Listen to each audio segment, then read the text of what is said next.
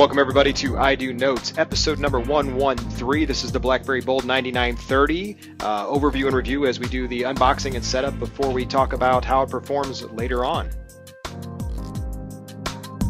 right, everybody, so as you can see, we've got the new BlackBerry Bold 9930 from Research in Motion, and we wanted to take a look at it, do an unboxing, of course, and get an idea of what they include in it, what the capabilities are, what the possibilities are inside the box. And then we're going to do a part 2 later on about performance and how it's been for the week itself. We also have a bunch of specs for the box that we'll talk about. This is the new one. It is the thinnest BlackBerry they've made. The new Bold is the thinnest one. It comes with a 5 megapixel camera, which we'll look at. It's got the 640 by 480 high resolution. The only thing I've done for unboxing this is actually undone the tape on the back here because I knew it would be a pain to get out of here otherwise. It has the new Snapdragon processor. 1.2 gigahertz processor is also inside, so we've got that going as well. Sorry for the banging around. The box is not cooperating with us at all here. And as you can see, we'll get their packaging together. There we go. There it is. So the new 9930. We'll take out the BlackBerry. Comes pretty much ready to go. The battery's down inside, of course. It's the thinnest one, so it's touchscreen across the top. It is the full keyboard down below with the touch screen. It is exceptionally thin, as you can see, compared to other ones. Actually, let's grab a Storm. So there's a Storm 2. So you can see the width is definitely much better on the 2, and the capabilities are themselves. So what comes in the box, and we'll come back to the device itself. In the box, inside this heavy overlay, which I presume there's going to be a bunch of stuff in the top here, is, yep. So it's kind of like the Apple stuff. If you look at it very carefully, it's like the Apple stuff. They've now given these little flip-up tops with everything in there. So inside, screen cleaner, great. The books, great. All that good stuff. We're not going to worry about that. None of that's important to anybody at all. This is the important stuff right here, as usual. Battery side first. See what we have. We have standard USB cable. So what they've done is they've moved on to the same thing everybody else does. They're now going to be connecting via USB only. We're going to find the end charger. Now, first thing that I've noticed, unless it's hidden away somewhere, we'll open it up for everybody to see, is we're actually getting the BlackBerry little plug here in plastic, and it's got the USB adapting on the side, so we'll take that off so you guys can see it real quick. They wrap it up good and tight, so you can't get to anything, of course. Why would they make it simple?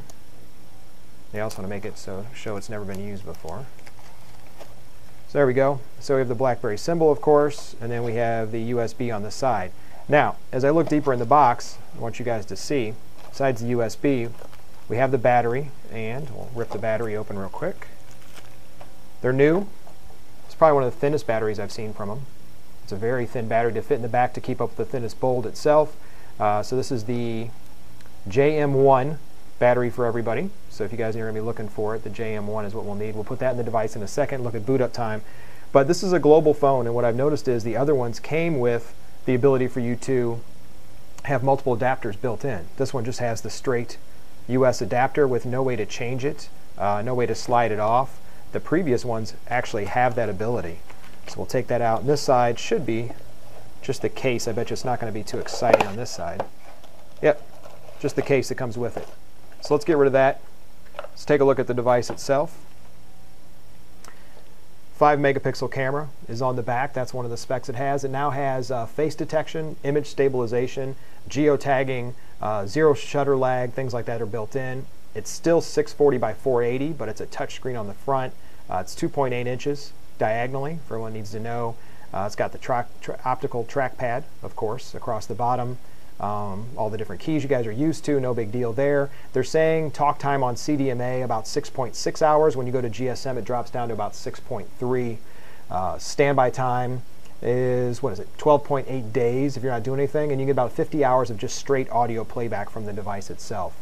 Of course, there is a flash, we know that, and it has a 4x digital zoom. So, and it's running 7, BlackBerry OS 7. So we pop that off. So it has the SIM card. It takes up to, I believe, 32 gig micro SDs that you can put inside of it. It comes with 768 meg of RAM built in, and then 8 gig of eMMC, so for your onboard stuff. So with the battery, which we'll do, take and make sure we get the pins right. We won't worry about the cards and the SIMs just yet. I'll put that in later. We'll just turn it over and let's get an original boot up and see how long this first time boot takes. So this is what we're going to have. BlackBerry 9930 Bold. What I'm going to do is run it for about a week and then come back and see exactly what I get in terms of performance and how I like it compared to the previous Storm 2. What I wanted to show you is hopefully we'll see this bar, and most of you are used to this, is move a lot faster than it previously did for boot up time. We also have a new torch in-house that we'll probably take a look at comparatively to the previous Storms, all touch key and touch pad. It's been wonderful from all the people playing with it so far. And of course the rest of the stuff you guys know, it does have Wi-Fi and the other capabilities we'd expect not only from a global phone but also from the new BlackBerries today without it. And the OS 7 is probably going to be the biggest difference when we start looking at the insides compared to the other ones we're running 5. We weren't even talking the 6 stuff yet. Last piece of it I can give you on specs that I had in there. It does have integrated hands-free speakerphone. It has the controls on the side, as you can see, convenience keys previously that were there, so you can set these keys to do what you want. Apparently you can have the dedicated keys to do some things like using the volume keys to rewind and fast forward. This is Verizon, it's already booting. Has your connector cable, has your headphone slot. It'll connect to everything as you could possibly imagine. Nothing on the bottom, and then of course the simple screen lock power on and off. So there we go. There's the welcome menu. Well, you know what? We'll use the touch screen. Well, isn't that nice? And then we can activate the account. So that's what we're going to do next, is actually get in and get ready to activate, and we'll take it from there on the next one and show you exactly what I think after it's been activated and up and running.